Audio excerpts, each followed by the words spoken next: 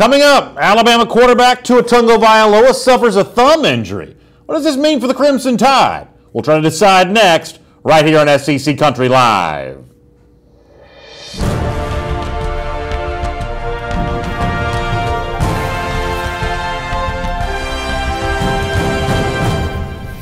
Hello everyone and welcome to SEC Country Live. My name is Brandon Adams. This is the former Alabama All-American Mike Johnson. I'm not going to lie to you. There are some days in the midst of the off-season, including spring practice, where maybe there's not that much going on. This is not one of those days.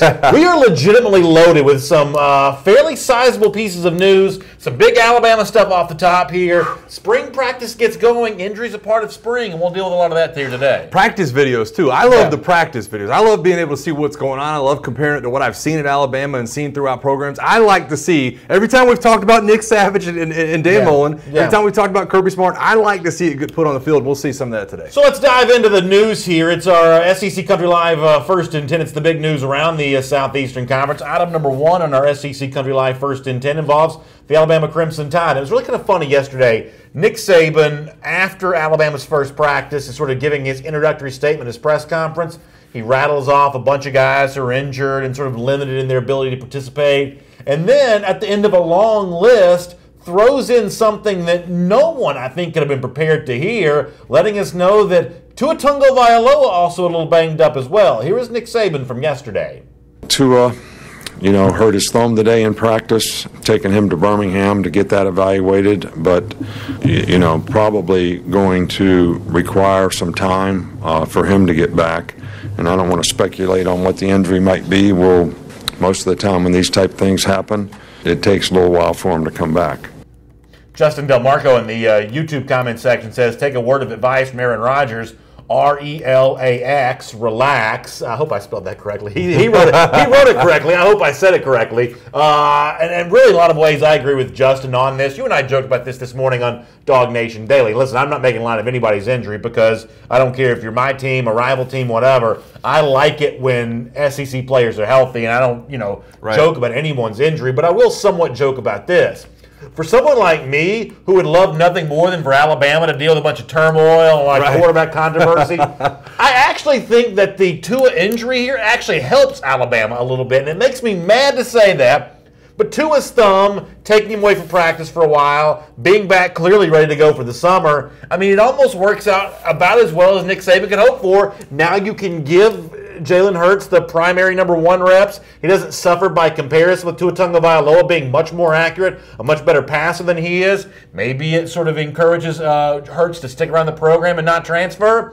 For those people out there that's sort of tired of Alabama, I'm kind of one of those. This is actually good news for the Tide, which is bad news for people like me. Yeah, listen, I tend to agree with you. And we brought it up this morning, like you said on your show, talking about the injury, talking about what what's going on. When you couple this up with the Gardner Minshew news that we'll get in with later, it does add an extra little, listen, what's going to happen in the fall? What happens with Mac Jones? What happens with Jalen Hurts? There is that added little lack of comfort when you talk about the quarterback situation and both those pieces of news coming down at the same time.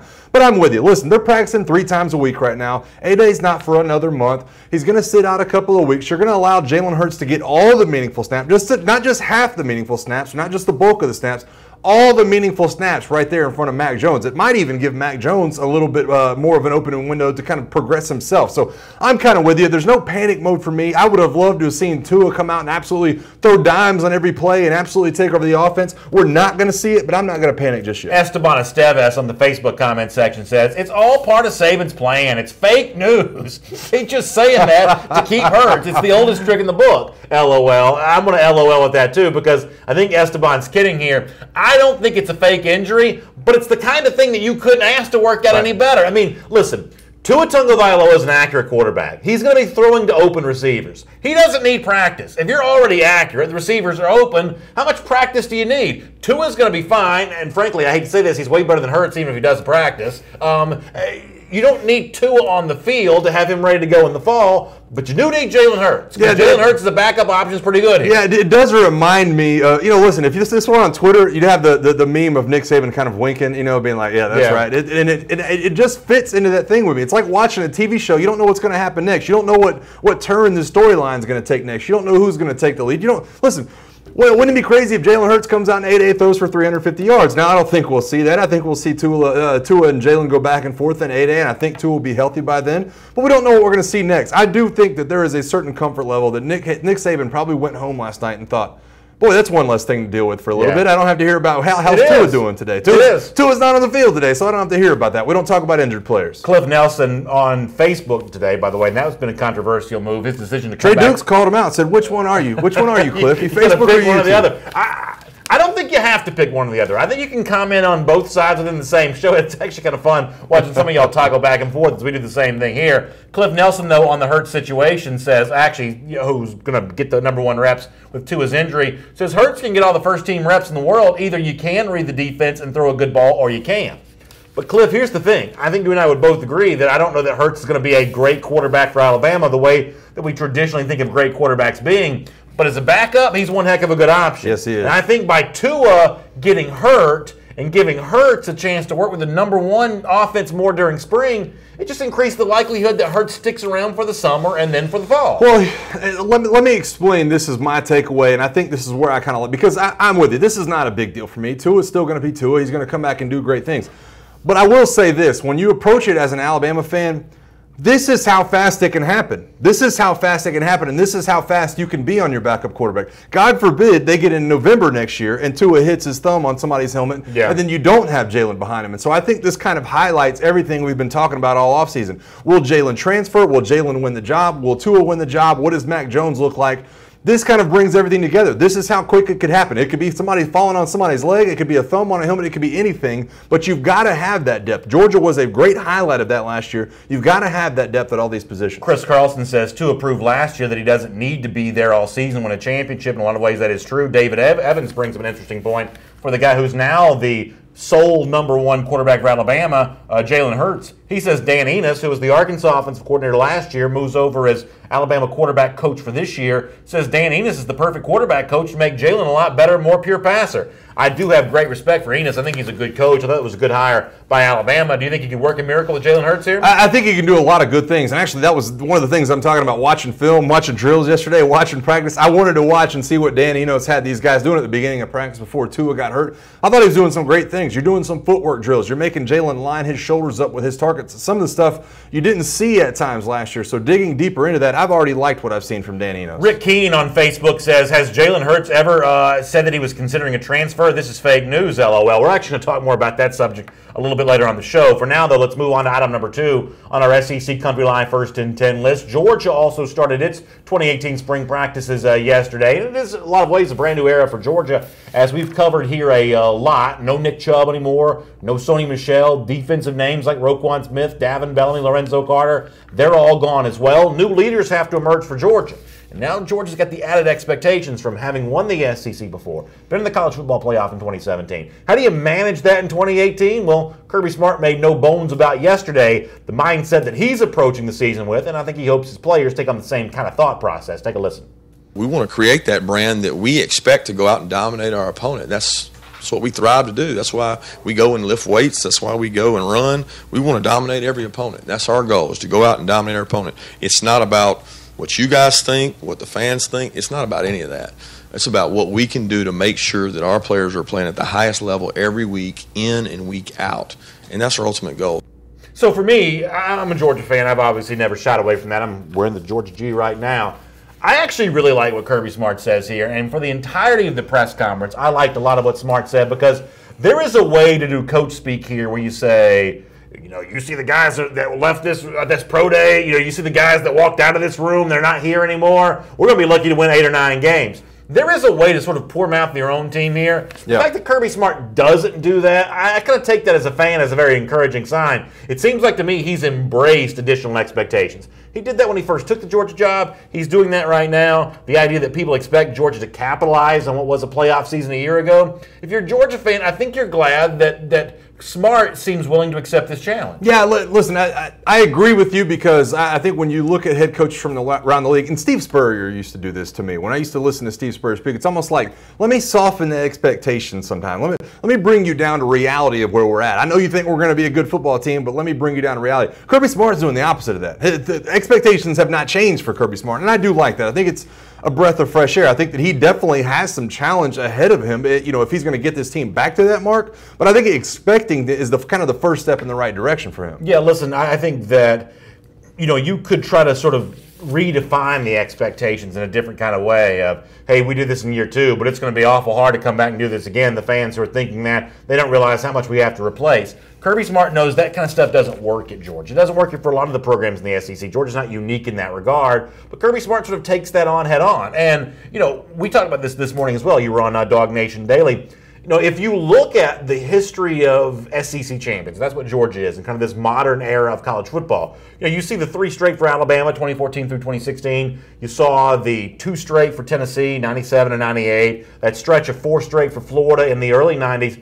Other than that, though, you don't see repeat champions a lot. So Georgia is facing a tough challenge. Forget the fact that Alabama's the defending national champion. Georgia is the SEC champion, and winning this league 2 years in a row has proven itself over time to be a really hard thing to do. Let me tell you why that's hard to do is because everybody starts patting you on the back. Everybody's telling you, boy, you guys are a good football team. Look how hungry that group was last year, in last year's offseason, to come back and get it done for Georgia. It was all these guys are going to come back that could have been NFL bound, that really were looking at going to the NFL, and they come back and say, you know what, we want to win. We want to be a part of a championship team. You don't have those guys right now. Those guys aren't coming back saying, man, we want to win. Those guys are coming back saying, boy, we want to get to the NFL. Boy, we want to continue this tradition. Boy, we really want to get back to that championship game. So you've got to find another level and another gear if you're Kirby Smart and if you're the leaders on this football team to get them to drive with a purpose this offseason, to do things throughout spring and really have a target. I think Kirby Smart can do that. I think he's seen it done, and obviously it's hard to do, but that's kind of what the challenge is as far as Georgia football goes. Christopher P. Shooter Smith in the comment section says, Kirby's taking the mindset of the boss, Nick Saban, and he's planting the seed of domination of the Georgia Bulldogs. That's scary, especially with the recruiting class that he's gotten. And it is true that competition you're able to have at practice because of a number 1 ranked recruiting class. P. Shooter, I think you're right. That makes that a lot easier. Jonathan Guest in the comment section also says that what we just heard from Kirby Smart sounded a lot like Nick Saban. And I will tell you this, I know we've kind of done this before, but I listened to both the press conference today in their entirety. Kirby Smart from yesterday and Nick Saban. It is amazing. There were at least twice, maybe 3 times, where Smart and Saban almost said the exact same phrase. It was really crazy how similar some of the phrasings of these things are. And obviously, listen, it's been well talked about how, Kirby's trying to build a Nick Saban-like program at Georgia, but when they talk, they still sound eerily similar. The voice cadence may be a little bit different, but the actual text of what they say is almost entirely the same sometimes. Yeah, and I'll fit a couple other guys into you. I listened to Jeremy Pruitt's press conference, and I listened to actually Jimbo Fisher's press conference. It's all got the same kind of cadence to it. Fisher's it really does. One of those guys. Jimbo Fisher talks a little bit faster, but the message is the same. And Jeremy Pruitt comes out and says a lot of the same things that I think Nick Saban said when he got to Alabama. Hey, listen, we're going to have to learn how to practice. We're going to have to learn how to do these things. This is new for everybody. This is new for the support staff. This is new for the coaches. We're going to have to learn how to make sure we're getting the most out of every day. It is eerie how similar a lot of those guys are. Rick King, going back to Georgia here for a moment, says they're going to have a target on their back. That's also something that Kirby Smart talked about today as well. That, he's not so much worried about that, but worried about sort of maintaining that hunter's mentality. Remember, he tried an onside kick to start the South Carolina game the day after Georgia, or the first game after Georgia had been ranked number 1. So target on their back, that may be true, but that's not the approach that I think that Kirby Smart wants to take here. No, I don't think target on the back is it at all. I think, listen, there's probably, videotape playing on the TVs, like I've said a million times, of playing injured in their stadium last year. There probably, a ton of reminders about Gus Malzahn's comments last year after the game. There's probably a ton of, videos playing of Tua Tagovailoa in the championship. So there's reminders of, hey, we haven't arrived. I think that's the biggest task for Kirby Smart. Remind these guys that even though they are SEC champions, they didn't get where they wanted to go at the end of the year. Logan Westerman on the YouTube page says, don't bring any scrubs over here. It's amazing how this rivalry is going. I don't know if I'm going to be able to find the comment, but Shannon Burgess a moment ago had a great description of the difference between the 2 comment sections. Let me see if I can find Shannon here. I'm not going to be able to. Here he goes. He says it's a little bit more lighter on the heated arguments. I think he means on the YouTube side, but it's easier to keep up with all the comments being posted. The YouTubers seem to be a little bit more fact-driven. Ha ha ha. There is maybe.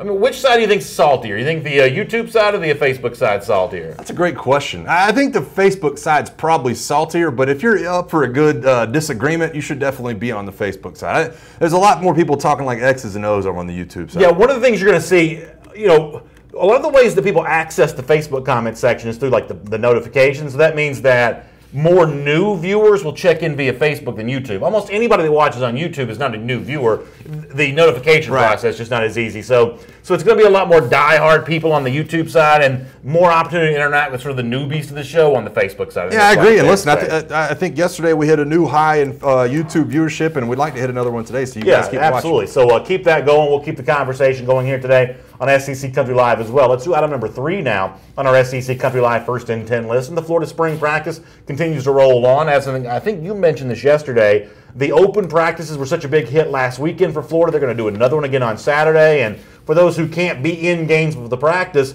our team at SECCountry.com, good enough to be on hand in Gainesville, they were able to actually produce a little bit of video here so you can kind of see what's going on in Gainesville with Dan Mullen's first practices as the Florida coach. We'll watch some of this right now. Mike, you can give us sort of a sense of what you kind of see going on here. First of all, you see some quarterback, some running back stuff there. And one of the things that I think is kind of interesting in a lot of these drills you're going to see is how much a lot of this stuff seems to mirror what you think of the Dan Mullen offense. These quarterbacks in particular on this drill, you're going to see a lot of quarterbacks on the run in all of these drills. Yeah, you see the quarterbacks, and I don't know if it's this drill, it's the drill coming up in a minute. You're teaching the quarterback to roll out and open his shoulders and get squared to the receiver he's throwing to. You're teaching these quarterbacks.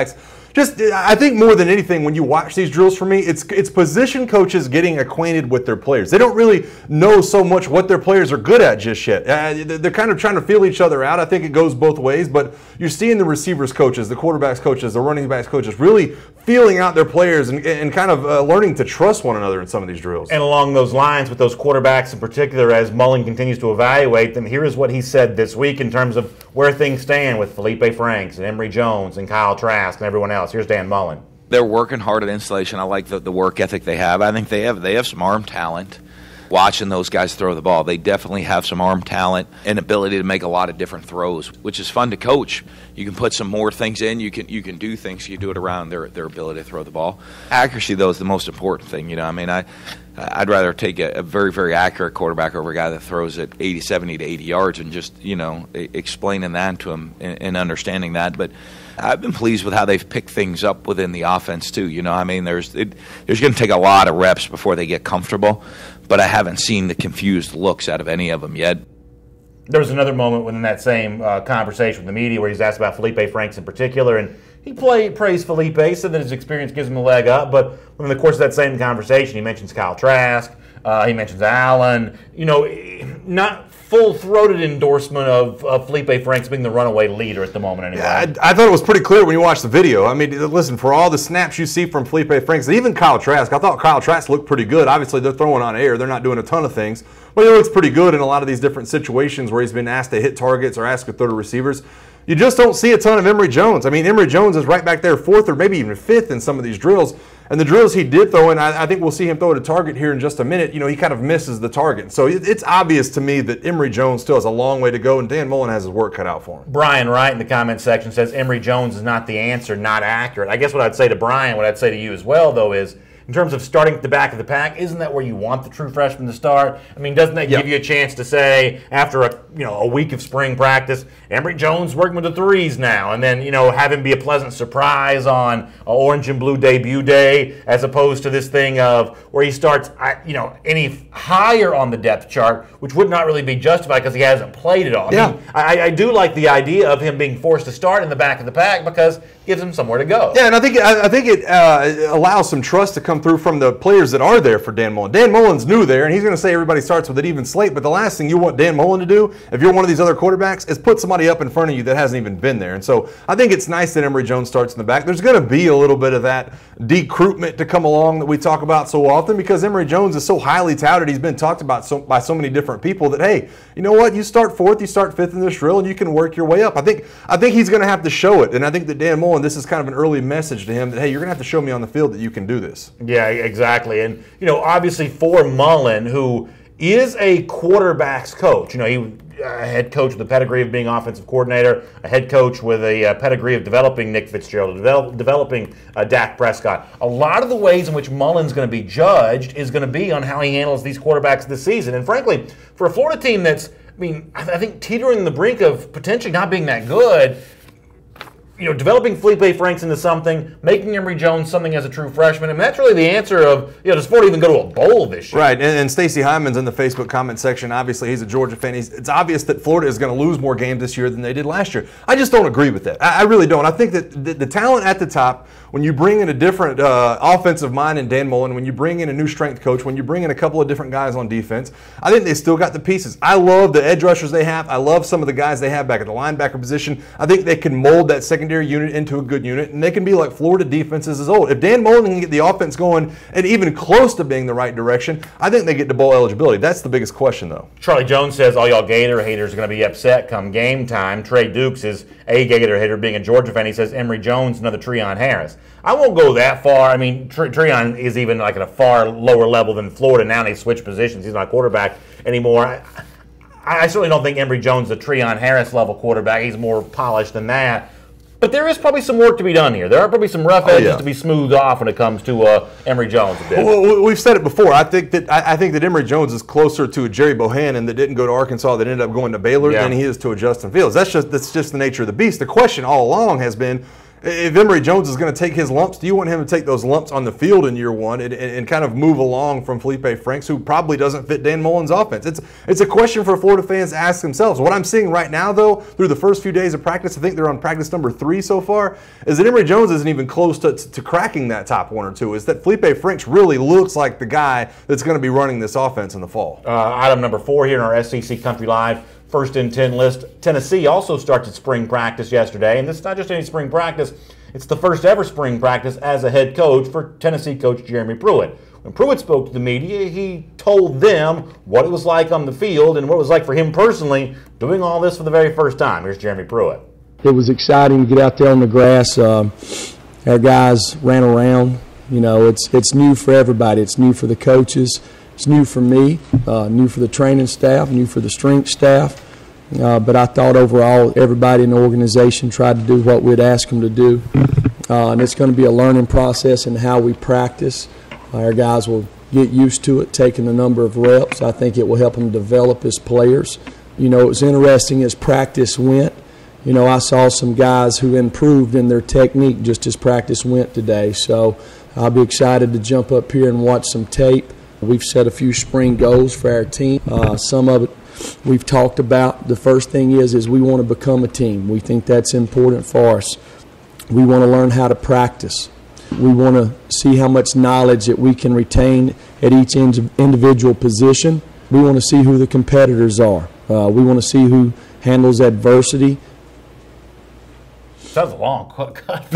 Why did I make that cut so long? Nonetheless, that's Jeremy Pruitt there talking about spring practice at Tennessee. And listen, I think that, for Pruitt, he's going to put on a good front here of, hey, he's total control of all this, and he's absolutely pushing every button for everything that happens there at Knoxville in these practice fields. The truth is, behind the scenes, there's a little bit of a fake it till you make it going on here with Pruitt. And I do think he's facing a really tough task. Being a first-time ever head coach, first ever spring practice. I'm sure it went well. You see some of the images from what's happening there in Knoxville. It all looks pretty smooth and pretty organized.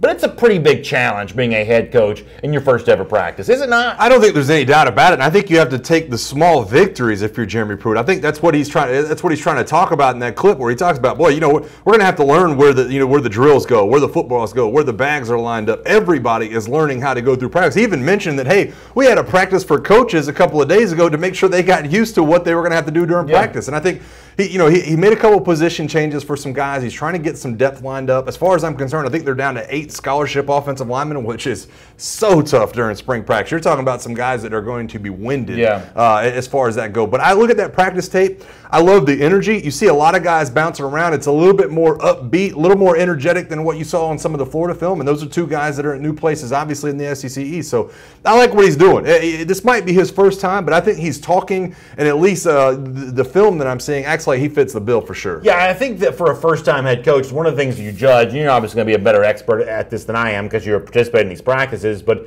it's the pace that all of this goes. You've only got a limited number of practices. You got to maximize your time on the field while you're there, and the way to do that is by practicing at a really intense pace. I think it ups the ante for the competition, but it also just allows you to get more done. And when you judge a guy like Pruitt on his first practices, that's what you're going to be judging. And as I said, your eyes are on this are better than mine are, but how are you handling the pace? pace? Are you keeping a pace going that keeps people involved in what's happening at practice? Yeah, there was a little bit of a head scratch for me. And I think Dan Mullen, obviously, a lot of the guys down in Florida are getting used to it too. But usually when you see a lot of these drills, you have quarterbacks throwing to both sides of the field. Or maybe there's 2 nets set up. Or maybe there's another wide receivers over there running routes for a quarterback that's not taking the underneath snaps. Maybe a quarterback's playing catch off the side. What you saw in Jeremy Pruitt's drill was 2 balls being snapped, opposite sides of the field. Hey, you guys go get on that number, you got on that number. We're going to snap one every 10 seconds to make sure we can get as many reps as possible. That doesn't seem to be Dan Mullen's philosophy from what I saw during the film that we just watched from Florida. But as you can see right here, watch this. As soon as they snap the ball, there's already another huddle going. Those guys are up to the ball, and they're snapping it right away as well. So he's trying to get as many snaps as he can. You really like to see that. Maurice Carter, by the way, this is getting deep in the weeds here. I apologize for this. But he says, hey, B.A.,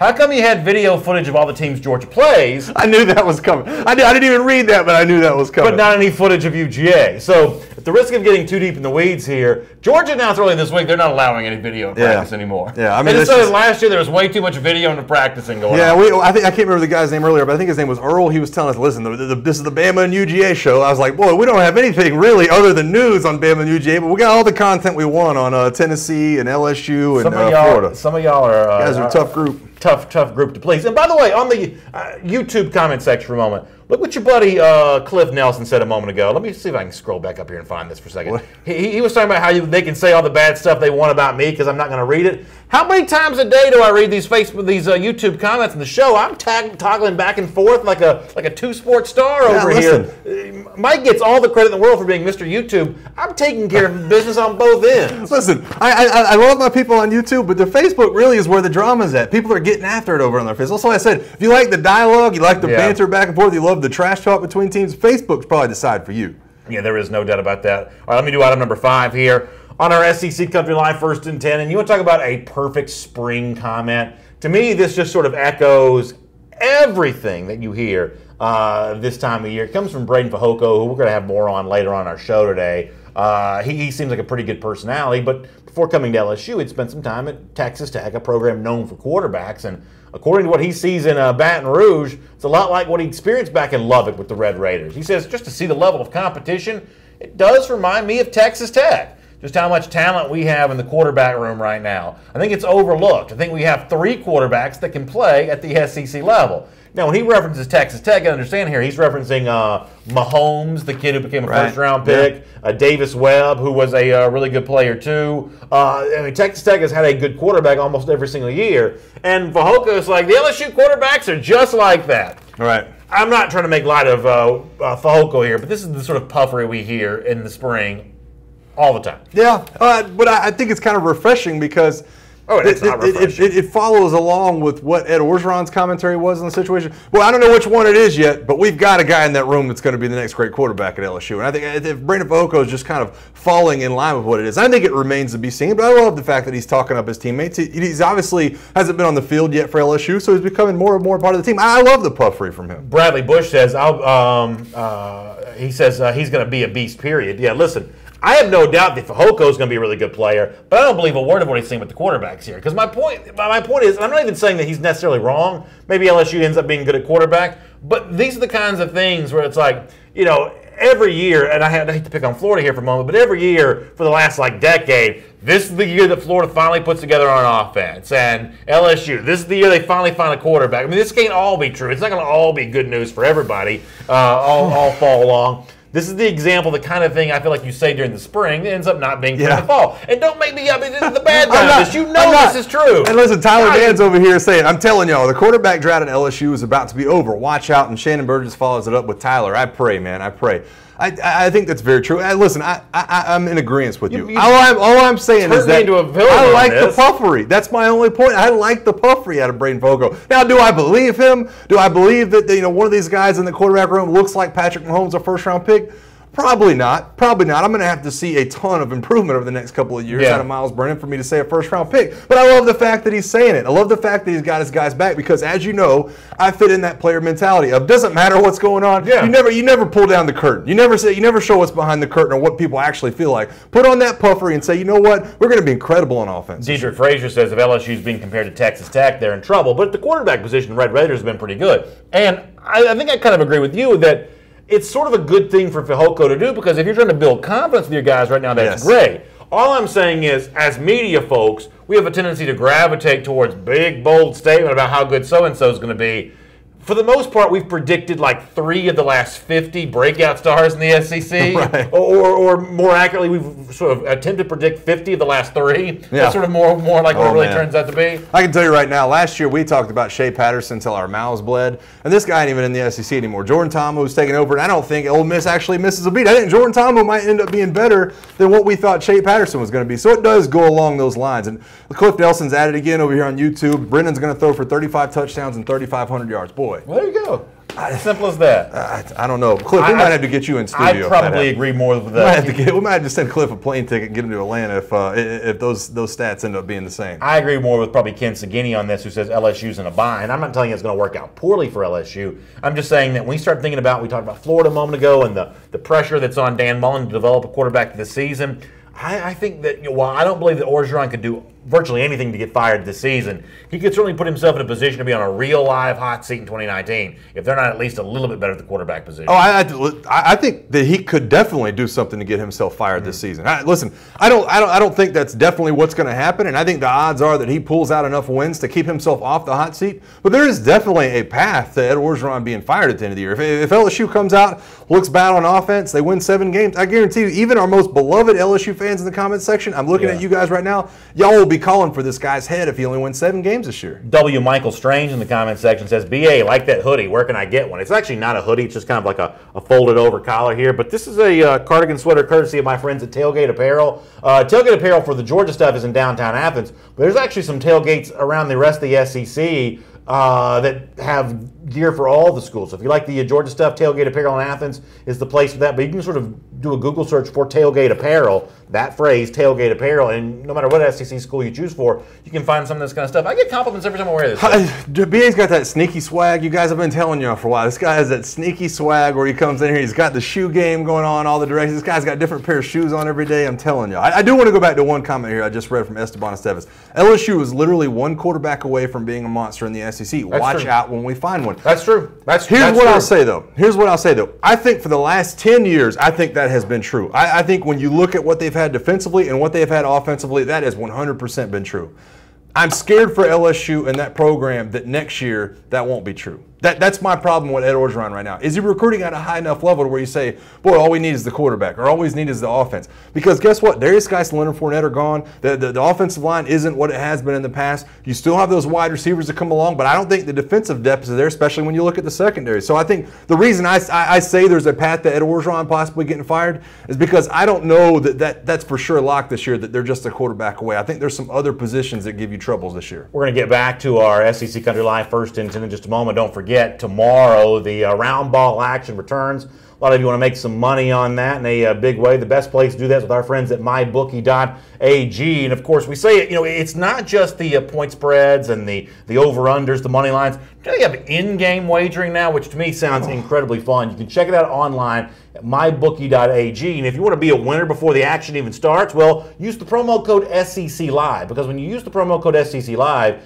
you have a chance to have your first deposit matched up to 50%. It's the place where the pros play. It's mybookie.ag. You can be a big winner yourself because you can play, win, get paid. Simple as that. Use the promo code SEC Live. Your first deposit can be matched up to 50%. The website is mybookie.ag. Good luck. Enjoy the games this weekend and be a winner with mybookie.ag. All right, back to our SEC Country Live First and 10 list. We talked about the quarterback injury for Tua Tagovailoa a moment ago for Alabama. For the topic number 6 here on SEC Country Live, how about a quarterback that we thought was coming into the program who is now not? Gardner Minshew was that guy for Alabama, the former East Carolina quarterback, but he announces on Twitter that he's proud to announce he's going to be playing his last year of college ball at Washington State. Thank you to God for all the many blessings, Coach Leach for the opportunity, my family for their unwavering support, go Cougs. So essentially backing out on a Alabama commitment to go to Washington State instead. What do you make of this? surprising news that Minshew's now not coming to Alabama. Yeah, I don't know what's more surprising, the fact that he's not going to Alabama or the fact that he was committed to them in the first place. When you look at, obviously, this guy wants to get on the field now. I was sold, and we were sold, as Alabama as a program, that this guy wanted to be close to home. He wanted to get to Brandon, Mississippi. He had some family troubles going on. He wanted to get somewhere within driving distance that he could just jump in the car and go home if he had to. Yeah, Pullman, Washington's not close. Pullman, Washington's like 3 days away. This is, more or less 3 hours. You can't 3 get there days by away. rocket ship. Yeah, it's so far away. So obviously I understand what he's doing. I understand the interest in going to a place and playing under Mike Leach, playing in this pass-happy offense. He's going to get a chance to be able to be a starter up there. Possibly even develop some kind of future past football, playing football. He said he wanted to be a coach, said he wanted to go to get experience at Alabama, said he wanted to be on a national championship contending team, and said he wanted to be close to home. I don't know if he got any of those, but he's going to be able to get some definite snaps under there, Mike Leach, and I can't say I blame him. So, quick caveat here. This is a total conspiracy theory. I've got no proof on this. This is just rampant speculation, but I'm going to say it anyway. I think that if you're Gardner Minshew, you know you're not going to be the starter at Alabama. I think you think backup's probably a pretty good deal. The fact that he's not coming to Alabama, I think means that he thinks he knows Jalen Hurts is not transferring. I have no proof of that. I can't guarantee that Hurts is going to be there this fall. But to me, there's a tea leaf to read here of he knew he wasn't going to be the starter, but maybe you like being the backup. And going to Washington State means, you know what, I'm not even going to be the backup at Alabama. That might be true. And listen, I'm hoping that that's true, but I look at it from more of a selfish perspective for Gardner Minshew. I think that if that was the case, listen, you find a place in Ole Miss to go. You go to Southern Miss or do something. If you really want to get those snaps, there's other places closer to home. I think the fact that he looked at it and said, I want to start, I think that's the way you found yourself out in Pullman, Washington. I think that otherwise, I think he just made the selfish decision and said, I want to get on the field. And he was right in being selfish, but I don't think it had anything to do with Jalen Hurts. In a roundabout way, the subject of Jalen Hurts transferring came up yesterday with Nick Saban. He was asked about quarterbacks he's had in the past that have chosen to transfer. Saban pushes back hard initially and then gives us a little bit of insight into how he views the situation. Here's a question to Saban, and Saban's somewhat volatile answer. Nick, you have such a highly competitive team. Guys are always thinking about maybe transferring when they're young. What's your message to them to try to get them to stay when they are considering that? Do you have some proof of this, or is this just a speculation on your part or a generalization or something you read on the internet? Nobody's came and talked to me about transferring yet, so, You've had young quarterbacks transfer in the past. What's your message to them? Well, I think that the thing that I try to get guys to do is not have an unrealistic reality about their circumstance and their career as a football player, what they want to try to accomplish, as a student and developing a career off the field, what kind of person that they want to be. And I think with all the information out there, sometimes that's a little bit easy to get a little unrealistic about. So he goes on to kind of give you a whole lot more on the idea of why he doesn't think any players should ever transfer from Alabama and how some of the guys that did transfer might be starting here if they'd stayed here now, and kind of on and on we go with Nick Saban on that. But I'm going to give the reporter some credit here, and I recognize some reporters' voices. I'm not sure who this is. Hannah worked at Alabama. Do you know who that was asking that question? I don't know who that was. He does a good job because he gets Saban to talk about kind of a hypothetical, which a lot of times Saban won't do. Right. And when Saban tries to bully him, kind of comes right back and stands his ground and got an answer to his question. And actually, Saban gave a much longer answer. We just don't have time to play the whole part of it. The reporter there actually does a pretty good job. Yeah, I think he did too. He goes back in. And by the way, Nick Saban is the best in the business at navigating around these things or intimidating who's ever in front of him to say, you know what, I'm not answering that. I'm not answering the way you want it to because I know what you want me to say, and I'm not going to answer the way you want me to say it because it'll be a headline tomorrow. He's very smart about that. But I agree. There's questions being asked throughout, and this is not the end. These questions are going to come every day at Nick Saban, and he's got to find a way to kind of put into words how he feels about this and actually give an explanation of what's going on. I think that's just another thing in your category, though, where Tua's not going to be on the field, and Nick Saban's not going to talk about him anymore. He's going to be on the injury report. Hey, we don't talk about injured players. Let's talk about Jalen Hurts now, and I think that takes a lot of the steam off a lot of these players. Christopher P. Smith says, I believe you should get paid extra to interview Saban. You need combat pay for that. It is tough. Most of these guys and gals don't really care about, the pushback and the sort of dramatics like that. Most people just want like access to a program, and obviously Saban's going to restrict that as much as possible. But y'all don't care about that. You don't care about the media's plight. You just care about the teams that you enjoy.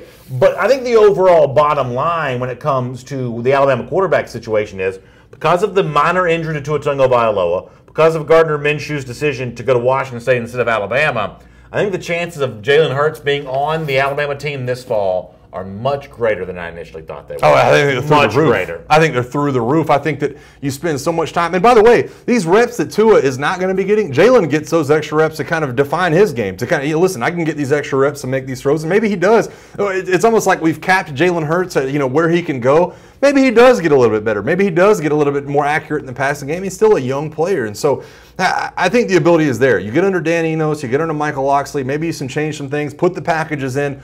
I'm not 100% that both these guys are going to be on the roster in the fall, but I am getting really, really close to it. I'm about at 80% right now that Jalen Hurts is going to be playing for Alabama next year. I think that when you look at our comment section, I swear, a couple times a month, the entire, at least on Facebook, the entire thing is inundated with who's DBU, defensive back university. Today's another one of these days where people have just kind of gone off on the defensive back university tangent between Florida and LSU and everything in between. There are no fewer, we've done this show now a little bit more than a year, there are no fewer than a dozen days of us doing the show where half the comments, the second half of the show, are so-and-so is DBU, and no you're not, and yes you are, and Patrick Peterson, and Jalen Tabor, and everything in between. What's funny is you guys that are going back and forth, because Shannon Burgess goes, I'm back, Facebook almost sucked me in, geez. And then Esteban Estevez comes right back and says, sorry guys, I'm going back to Facebook right now. They're not talking crazy about LSU, and I'm just not going to say anything. So there is that back and forth, and that's what March is for, right? I mean, that's what spring football's for. Everybody in this conference right now, no matter who you're a fan of, you feel good about next year. Boy, we got Chad Morrison. Yeah. We might head back to a bowl game next year for an Arkansas fan. This is the time to be really happy. And with that, here's some bad news. Our number 7 on our SEC Country Live First and 10 list. We find out, and I guess Brandon Marcello from 24/7 Sports may have been the first to report this. He put this out on Twitter. Maybe it was the final practice before spring break. Auburn receiver Eli Stove tore an ACL. That's a big blow for the Tigers. Lauren Shute, who covers Auburn for SEC Country, was able to catch up with a source close to the Auburn receiver, and what that source told Lauren is that he, meaning Eli Stove, understands what he has to do to get back, and he's just ready to work and get to it. For an Auburn team that I thought was maybe going to be a little more about the quarterback this season, and Jarrett Stidham, who y'all know I'm a fan of. I think he's a very good player. His ability to sort of distribute the football to his receivers. The Eli Stove injury here, I think, comes at a bad time. I think this is disappointing news if you're an Auburn fan. There's really no way to spin it. Yeah, and it's tough too, because you look at it in spring practice. Boy, is there any way he makes it back for the fall? Can he can he play a couple of games? And this is not a team without depth at wide receiver. You look at Darius Slayton, you look at Ryan Davis, Will Hastings, Nate Craig Myers. They have guys that can go out there and do it, but it's not a never-ending supply. You've also got to have these freshmen start to step up, and I'm looking at Shedrick Jackson, I'm looking at Anthony Schwartz, I'm looking at Seth Williams. These guys that are being welcomed into camps, I think they have 4 freshman receivers that are coming in the signings. It was one of the big signing classes they had. So are they going to be able to step up to the plate? Are they going to be able to fill in for a guy like Eli Stove that is an explosive player when he gets the ball in his hand? I think I look at an Anthony Schwartz. I think this is an opportunity for him. I think he can become that guy. But how long is Eli Stove out? And can you get this never-ending supply of wide receivers? Is there an end to it at some point for Auburn? I'm not sure. Yeah, I mean, I just think that for the Chip Lindsey offense to be everything that it can be, you've really got to add that full extra dimension with the passing game. And as good as I thought Stidham was last year, I thought he for the most part lived up to the hype. I don't know that the Auburn wide receivers were necessarily a great core, and this was one of those seasons where, and it still may be true, you just rattled off a lot of names. I just think that you want an all-hands-on-deck mentality, yes. and Eli Stove, his disappearance, because of the injury here, and as you also touched on, the idea of ACLs being sort of a one-year thing anymore. At this point in time, who even knows how long an ACL recovery actually is, because the recovery seems to happen so fast for so many of these guys. But it's still not good news to have Eli Stove missing. It's not good at all. And while I think this is an extremely deep wide receiver core for Auburn, I do look at this wide receiver core and think they all kind of have their specialties. You know what I mean? Like each of these guys is good at different things. You love, Will Hastings. You love him in an open field. You love Eli Stove kind of being that speedy type guy. And so I think that when you look at it, and for a team that loves to go 4 wides, and loves for all their wide receivers to do a ton of things inside of this offense, you wonder what the impact of Eli Stove is. It's like I said, it's not like they're not going to have the bodies, but can they bring those younger guys along? It's like I said, Anthony Schwartz, Shedrick Jackson out of Hoover. I want to see how quick those guys can get up to speed. William Gunnings on Facebook, sort of another perspective on this, says Auburn's extremely deep at wide receiver. He's top 4, but not top 3. We're going to be all right. So that's an Auburn fan who thinks they're going to be able to weather that storm. They probably will be, but still, you like the idea of having a multitude of receivers to find 3 real strong contributors. I do think one of the interesting things to look at here is Noah, I think it's Igbenogany is how you say his name. He's a guy who transferred over to play cornerback this spring. He's kind of a return speedy type of guy. I'm going to guess his name's not pronounced Igbenogany. Igbenogany? I think that's how you say it. Hey, somebody help me out in the comments. There's no. Igbenogany. I don't know how to pronounce Igbenogany. it, but I love that you're like, I think it's pronounced Igbenogany. There's no way that you're within like. I spend all my time reading it. Right. Okay, I spend all my time reading it. All I'm saying is this guy just switched over to cornerback, and it seems like he's going to stick at cornerback. But I wouldn't be shocked with this news about Eli Stove if you don't feel you have the depth from the younger guys, if you bring him back to be an explosive part of the offense. Morgan Rection, who's a Florida fan, says that's my biggest fear, obviously referencing the Eli Stove injury. It's in spring ball, it's all about staying healthy. And I do agree with Morgan on that I like spring practice. I like the position battles. I like the little taste of football you get. But there is this thing of, please just get me to September with none of these guys suffering ACL injuries. Can we just please have that happen? Listen, if you don't know who you root for, by the way. I think that the spin is there, and I don't feel like it's detrimental. But when you go back to yesterday, and I get 2 updates on my phone, I get that Gardner Minshew is headed to Washington State, and Tua Tagovailoa has a broken thumb. I'm like, what is going on right now? This is the worst case scenario. All you need at Alabama, with how loaded their offense is going to be, is a quarterback. And all of a sudden, we're down 2 of them in one day that we didn't even get one on campus. Item number 8 here on our SEC Country Live First and 10 list is Texas A&M start to its spring practices. Jimbo Fisher, an experienced head coach, he's doing his first practices, though, in College Station. And for the folks in Aggie land, the look for the practice is a little bit different for the quarterbacks themselves, many of which kind of came up in the sort of spread-happy Big 12 country. They're under center for the first time, at least part of the time with Jimbo Fisher's offense. How different is it? Well, Fisher explained to the media. Take a listen. There are times you'll see it at times. Sometimes we'll be in the gun. We'll be in both. But that is something different for these guys. They haven't been underneath center more as much. But there's things that we'd like to do in our offense that I think you need to be under center. So they did a good job. We worked on them hard. They worked on them hard on their own in the off season as far as that time taking snaps and things. So it was pretty good for the day for the most part of taking the snaps. Like I say, some of them guys had never been under.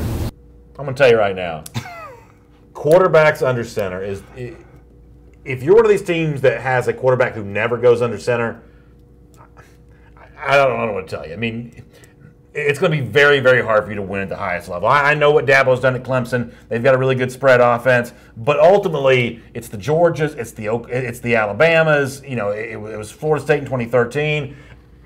That to me is just the superior offense. I think that this idea alone is a bit of an upgrade for Texas A&M. You're sort of getting with the kind of offensive plans that are winning the national championship. Big 12 teams with quarterbacks and shotgun every play, they may be scoring 1 million points, but it's the quarterback under center teams that are winning the national championship. I have a couple thoughts on that, but I want to get off on a tangent here for a minute because I agree with something Maurice Carter just said. He says, dang, Jimbo, slow down, speak English. Now, I haven't heard Jimbo do a ton of pressers, but boy, he was spitting out some words right there. I was trying to listen to him pretty fast. I was trying to listen to him earlier, and I was trying to listen to him give the players that he kind of thought were great players at the start of practice. I couldn't even understand some of the names that were coming out of his mouth. He was talking so fast, but I slowed it down. Martin Corbin says maybe it's too much coffee for Jimbo there. As a person myself who has a tendency to at times speak a little too fast, same. I sort of know where Jimbo's coming from. Yeah, sometimes I get out. I run out of air when I'm talking here on the show sometimes, but I think it's important. I think it is interesting too because he talks about Eric McCoy, the center that's coming back, probably the best offensive lineman for Texas A&M, and he talks about kind of teaching these guys how exactly to get under there, how to accept some of these snaps, how to really kind of set your hands in there, how to go through your progressions and your back steps. It's going to be interesting because I think that this is a sneaky good quarterback battle between Nick Starkel and Kellen Mond. These are 2 guys that really did some good things last year for Texas A&M, but they're also 2 guys that were out of the spread for the longest time. And how long does it kind of take them to make that transition under Jimbo? That's definitely something to watch. Michael Morrow on our Facebook comment section says, Jimbo sounds like a redneck used car salesman. I will say this. Y'all know I'm a big Jimbo fan. I think he's going to do great things for Texas A&M. There is an element, though, of everything he says sort of sounds like it's not the truth. Listen, I've told you this before. This guy has like quickly become easily the most hated coach in the SEC. Yeah, I think he is telling the truth. I think he is a good guy. But this idea of he kind of comes across as a used car salesman, even right there's something about that. Yeah, there was a feeling during this presser, and I watched a lot of the presser. There was a feeling during the presser of Jimbo didn't really come in with like any keynotes, written down or anything like that, like some of the other coaches do. He was just like, listen, I'm going to go off the cuff and I'm going to tell you what I think. I mean, he spits out names. He talked about Travion Williams. He talked about Jamon Osmond, the wide receiver, taking over for Christian Kirk. He talks about Eric McCoy a little bit in there. But he was like, whatever's going to slip off my tongue right now, that's what I'm going to spit out to you. And I kind of like that. It's kind of refreshing. But you're right. Sometimes you do get caught up with Jimbo and look at him and go, I don't know how much of the truth this guy's telling. Robin Higgins-Berry says, we love Jimbo Gig'em. And I think the Aggie fans should love him. I think that Jimbo's going to win, and I think he's going to win in a big way. Not year one, because almost no one in the SEC wins in their first year, be an experienced head coach or not. But by year two, I think you're going to see some real dividends over there. Yeah, it's going to be interesting. Obviously, I think he turned a little bit of some heads for me when you look at how he kind of reached out and got some of these recruits that really LSU was after, Alabama was after some of these recruits, and he gets those guys on campus. And I really do think that's the first stepping stone in order to get that program back to where it needs to be. It's not that someone didn't recruit at a high level. It's that Jimbo's looking for a different caliber of player. He's looking at going head up with a lot of these teams where I think someone was trying to do more with less. I think that Jimbo's saying, listen, we're going to go right after the big boys and steal some of these players. Let's say this, too. Sumlin was the kind of guy that seemed to sort of veer his teams towards the finesse direction. Yes. Jimbo Fisher at Florida State, his best teams could not be described as finesse at all. They were big and tough and physical. Well, you think of Nick Saban's Alabama teams as being, and that's what Jimbo's going to try to take to College State. Yeah, and you do wonder at times like how tough was Kevin Sumlin's teams. They were obviously very good at times, but I don't know if toughness was always a factor. Listen, especially when you look at that UCLA game last year at the end of the game, they just kind of get it taken from them, and it was a sad situation. I do think that Jimbo's bringing more of that toughness over there to College Station. In the comment section, Bradley Bush says A&M's just going to do the same thing it always does. New coach, doesn't really matter. Same thing as always. We'll see how it plays out. Item number 9 here on our SEC Country Live, 1st and 10 list. I love this audio we're about to play for you. We talked earlier in the show about what Braden Fehoko had to say about the LSU quarterback situation, but the real entertaining words from Fehoko here, the Texas Tech transfer, kind of getting acclimated to a Louisiana culture, and part of that's getting used to crawfish. And well, Fehoko has decided he likes the, what are they, mud bugs? Oh, yeah. He likes the mud bugs just fine. Here's a little bit of Braden Fehoko. You're going to enjoy this whether you're from Louisiana or not.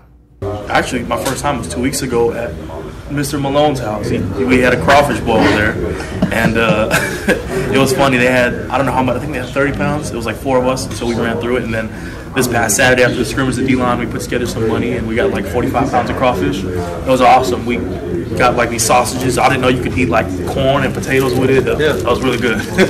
Like they were like, you got to twist the tail, and then you got to suck the head. And I'm like, okay. I twist the tail and I broke it in half the first time. I was like, okay, what do I eat? And it's like you kind of like squeeze through the tail. You loosen up that meat, and you just dip it in your teeth, you bite it, and you just pull it out. That's where you get the good meat, and then you get that extra flavor sucking the juice out of the head. So that was good. I love crawfish. You stay away from it. It's not something you eat every week, but it's something to do. So I will admit I'm embarrassed about this. I've actually never eaten crawfish. I just warned everybody in the YouTube comment section. I said, wait till y'all hear what BA is about to say. Like, it seems like a lot of work. Now, I love a good low country boil like you described with the sausage and the potatoes and the corn, but I've always put shrimp with that as opposed to the crawfish. I'm not opposed to it. I've just never eaten it. I just can't tell. Like, you're missing out on so much life. Like, y'all come at me about the movies in the conversation. Boy, I can't believe you haven't seen that movie. I can't believe you haven't seen Caddyshack. Can't believe you haven't seen Star Wars. That's how I feel about what you're telling me. So I will say this. And a lot of the people that work with me know this. I'm a pretty picky eater. Like look, y'all gotta understand something. To be around me on a regular basis, I'm a very weird person, and one of the ways in which my weirdness manifests itself is I'm a picky eater.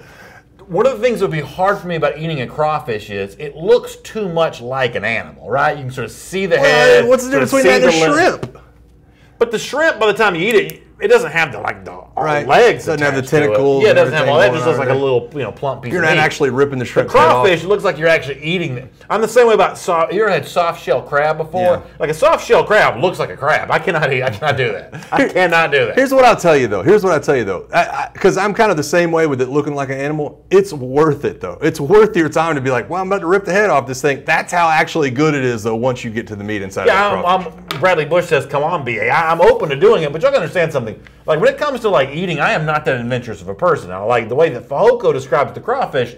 makes it sound great. And I love our Louisiana friends here in SEC Country Live. I know they are doing it right food-wise, but I'm generally a creature of habit when it comes to food. Yeah, listen, everybody's on your head over here in the YouTube comment section. Sure. Cliff Nelson calls them a Louisiana lobster. I actually think that's a good way of going around. I think that's, and listen, I'm just telling you right now, there's nothing better for me than going down to Orange Beach and Gulf Shores, going down to Cubs Crawfish or going over to Blaylock's or whatever it is and getting like 30 pounds of crawfish. It's like the greatest thing ever. I'm telling you, if I have something to say about it, by the end of this summer or when we get to football season, you will have eaten crawfish. So what we should do is we should find a spot in the South, somewhere that's sort of like easily traversed by all the different folks in our viewing audience every day. We should have like a big SEC country, low country boil somewhere. Oh, I'm so down for that. I would show up. Mobile, is that centrally located for everybody? Mobile, yeah, you definitely. I think Gulf Shores is probably where you'd want to go because obviously all the fishing going on there. But Louisiana's a good place to get them too. So. But that's not close for everybody. I'm trying to find somewhere in the middle.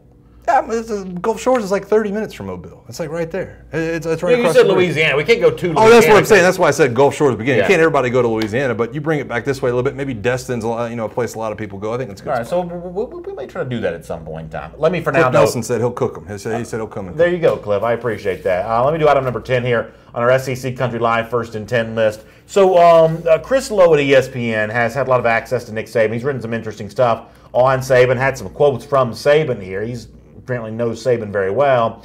And the subject of Saban's future as a coach comes up and, how long Saban plans on hanging around. And, Saban told Lowe, in fact, I think we'll show you the quote here, that in terms of sticking around, he has every plan to do that. He says, that's what everybody keeps saying, talking about retirement, that I'm not going to be doing this for much longer. And all the people who say it have no idea what I'm going to do. I've been involved in some fashion with football and being a part of a football team ever since I can remember. I don't know what it'd be like not doing it, and I don't want to know. That's Nick Saban to Chris Lowe from ESPN. Within that same story, we've had Steve Spurrier saying he thinks that Saban's going to coach into his 70s, no problem whatsoever. I don't think that the people who are as confident as Saban and Spurrier are about Saban's future, I don't think they're looking at the whole story here. I think there's a chance that Saban does not stick around as long as some people think he's going to. They were like 8th in the country in the 24/7 Sports Composite team ranking for the class 2018. If they're somewhere around that same vicinity in 2019, I think Saban's going to announce that 2019 is his last year. I think there's a million different reasons why he stepped away. I don't think bad recruiting classes will ever be it. I fully expect them to be back in the top 5, top 3 next year. Maybe they won't. But I look at Nick Saban, and I've said this before on the show. I think the age 70, I said it not too long ago, 4 more years under Nick Saban, I think to me is the over-under. I think you set that the over-under. Is he going to go 4 more years? That to me is right somewhere in the middle. I wouldn't be shocked if he went 5. I wouldn't be shocked if he left after 2 or 3 more years. But I think that what you hear from Nick Saban and what you hear from Steve Spurrier, or at least some of the people around Nick Saban, makes Alabama fans extremely happy. I think there's a ton of reasons. I think it'll be Terry, could be his grandchildren. Maybe he, it takes another role with Mercedes, something like that going on. Maybe he takes an administrative role. I don't think it'll be football related when he heads out of town. Teresa Stewart, who's a Tennessee fan, says Saban may retire, but Butch Jones is not going to be the next Tennessee coach. We'll actually talk more about Butch Jones tomorrow and what Saban had to say about him earlier this week. I just don't think that Saban, or really anybody, has got the stomach to face the pressure that comes from Alabama fans if you don't have overwhelming talent. If your talent's only as good as some of the teams you're playing, like LSU and Auburn, as opposed to much better, it's just hard to keep Alabama fans, or really any SEC fan base, happy, but Bama fans in particular, because they've seen their team win so much. Listen, I've been a part of those teams. I've been a part of those teams where we weren't really good at the top. We were kind of bottom heavy in terms of how many stars were on our teams. All of a sudden Julio Jones shows up on the campus, and all of a sudden he's the best wide receiver when he gets there. So I understand what you're saying. It's easier to do things, but I think Nick Saban to me, he's the kind of guy that likes a challenge. That's just my personal opinion. I think that he kind of engages in these challenges, and when somebody tells him he can't do something, I think that's when he wants to. James Perkins comes back at me and says, come on, BA, Kirby Smart's going to be in the NFL as a coach before Nick Saban retires. You think Kirby would do that? I think Kirby likes recruiting too much. I think Kirby would go to the NFL. I think, listen, he's got kids, he's got a young family. You don't have to do the recruiting in the NFL. It's not as time-consuming. I think he'd make that leap if he got the offer. Well, we'll see about that. All right, I'm going to stir this pot. Here on SEC Country Live. First of all, thank you always for being with us. We appreciate you checking out the podcast as well. We'll have it up for you on Apple Podcasts and the various devices at the end of our show here today. And we're always looking to close out our show the same way every day. And speaking of Alabama, they're also the subject today for our Champion of Life. And Avery Johnson's son here, I guess, in school after the Alabama loss to Villanova in the NCAA tournament. He says, wow, I asked one of my teachers how the test was going to be on Thursday, and the teacher said it's going to feel like the second half of the Villanova game. Alabama professors have no chill. Sheesh. What about the Bama professor taking a shot at Avery Johnson's son here? Throwing the haymakers for the. That's pretty rough, right? I'm telling you right now. Listen, every fan base has people like this, and this guy just happens to be a professor. Where when you're down, somebody just walks by and kicks you even harder, and just listen. You guys, you can't seem to get there. That happened on the field, or that happened on the field. It does make me sad this is an Alabama professor, but I'm not shocked at all. I mean, listen, I'm not saying it's not somewhat funny, and we don't know how maybe the guy said, hey, it's going to be just as hard as that Villanova game was. I'm not saying there's not like a good sense of humor element to this, but that phrase too soon, this may be too soon for that joke. Listen, let me tell you, from a player's perspective, you have people that are like, hey, this is really funny, and I'm saying it, but it's still not funny to the player. It's like, I don't care if you think that's funny. That's not something you should be saying to me. And so, maybe there is a humor, to it, but.